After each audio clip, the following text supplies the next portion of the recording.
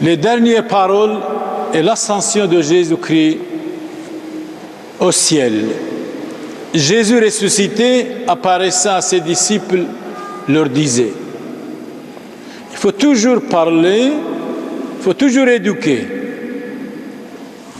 Quand vous éduquez, quand vous donnez des conseils, ce n'est pas une manipulation, ce n'est pas un endoctrinement, c'est un enseignement. Que vous envoyez votre fils à l'école, il doit écouter le professeur.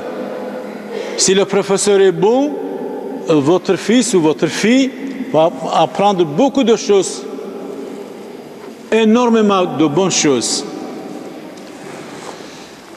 Il fallait que s'accomplisse ce qui a été annoncé par l'Écriture. C'est Jésus qui parle à ses apôtres, à ses prêtres, à ses disciples. Les souffrances du Messie. Jésus a souffert. Jésus a souffert. Alors que nous avons quelques souffrances, nous devons supporter. Et surtout, patienter. Sa résurrection d'entre les morts le 3e jour. Donc il est ressuscité le 3e jour. Et la conversion proclamée en son nom pour le pardon des péchés. Proclamée en son nom pour le pardon des péchés. Jésus, effectivement, il est venu pour les pécheurs, mais à condition que les pécheurs soient convertis. Aussi, c'est le meilleur cadeau pour tous les pécheurs, pour l'humanité, proclamer en son nom le pardon des péchés, c'est-à-dire l'absolution. Quand le prêtre donne l'absolution, on dit au nom du Père et du Fils et du Saint-Esprit. Jésus est là, au nom du Père et du Fils. À toutes les nations. Dans l'Église, il ne doit pas y avoir de différence, riches ou pauvres, petits et grands, couleur ou blanc. Nous sommes tous des frères de Jésus-Christ, baptisés au nom du Père et du Fils et du Saint-Esprit, sans distinction de classe, de race. Non, vraiment pas. Nous sommes tous baptisés de la même manière, en commençant par Jérusalem. C'est vrai, les apôtres ont commencé par Jérusalem, et après, les apôtres sont venus à Antioche, et là, ont été nommés chrétiens, selon les Actes des Apôtres, selon Saint Luc, chapitre 11, verset 26. C'est vous qui en êtes les témoins. Écoutez, franchement, depuis 35 ans, depuis 20 ans, je connais beaucoup d'entre vous. Vous êtes des témoins. Est-ce que je vous ai demandé de l'argent? Est-ce que je vous ai dit un mauvais conseil? Est-ce que je vous ai blessé? Est-ce que je vous ai forcé de venir à la messe? Je dis toujours, si quelqu'un ne veut pas rester, la porte est là, vous pouvez partir. Est-ce que je vous ai forcé de mettre quelque chose dans les boîtes pour alimenter l'église ou les pauvres? Jamais. C'est pour cela que les gens disent n'importe quoi. Vous êtes des témoins. Il ne faut pas écouter leurs mensonges et leurs calomnies. C'est ça que je voulais dire.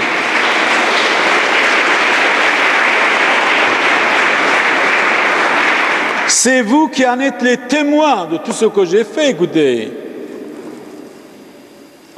Et moi, je vais envoyer sur vous ce que mon Père a promis. C'est Jésus qui parle, je vais envoyer sur vous ce que Dieu a promis, c'est-à-dire l'Esprit Saint. C'est la Pentecôte, le 23 de ce mois-ci, c'est un dimanche. Promettre quelque chose, ça vaut la peine. Donner sa parole, ça vaut la peine.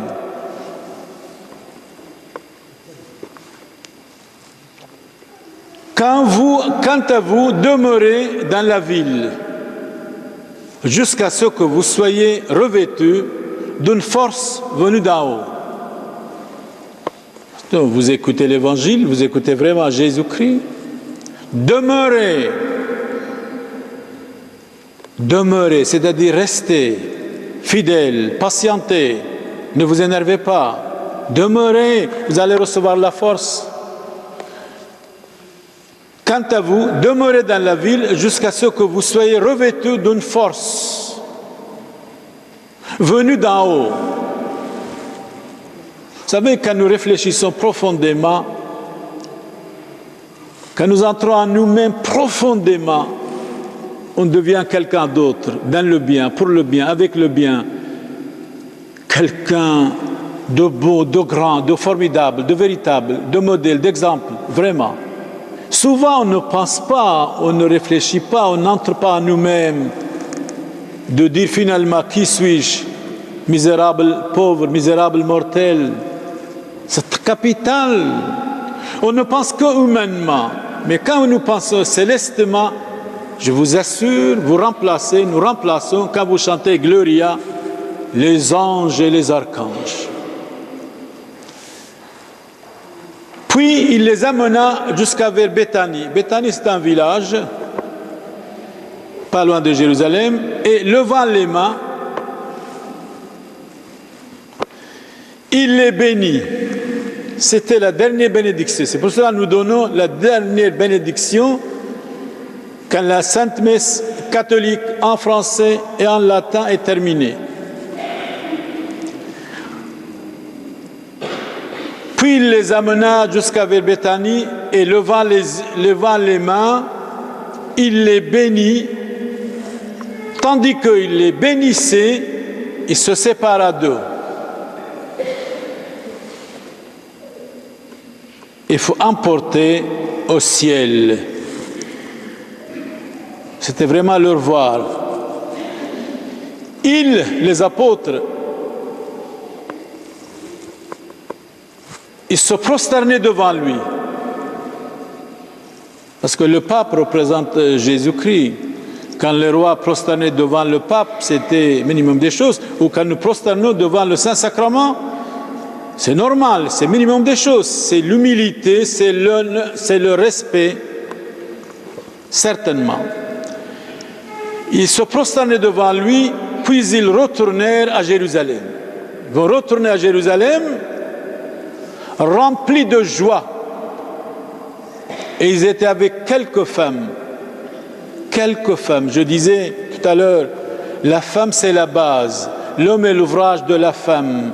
Quelques femmes pour construire une civilisation, une religion. Une seule femme, quand elle est vraie, c'est une religion. C'est une école, c'est une université. C'est l'avenir, certainement. Même une seule femme, vraie, convaincue, véritable. Alors quelques bonnes femmes ensemble, c'est vraiment extraordinaire. Ils peuvent convertir. Mais dans le Moyen-Âge, il y avait des femmes extraordinaires avec Saint Vincent de Paul qui travaillaient pour les abandonnés, pour les malheureux, pour les petits-enfants, pour les orphelins. C'était des femmes formidables. Ils suivaient, ils imitaient la très sainte Vierge Marie. Et quelques femmes converties, même Sainte Marie-Madeleine, fidèle jusqu'à la mort.